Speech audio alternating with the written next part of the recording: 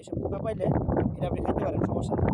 এটা আপনার শরীরের জন্য ভালো। আর প্রোটিন একটা জানি আছে, আপনি এটা খাইবেন, এটা আপনার শরীরের জন্য ভালো হবে।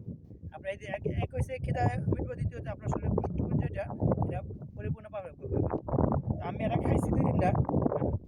এখন এটা এটা শেষ। আপাতত মোটামুটি ভালো খাইছি। ঠিক আছে? বিশেষ করে আমি খাইয়ে দেওয়া যাচ্ছে আগে। কারণ এটা খাইবেন, নাস্তা খাইবেন না তো আপনি কি করবেন? তো অবশ্যই কিছু না কিছু খাইতে হইব।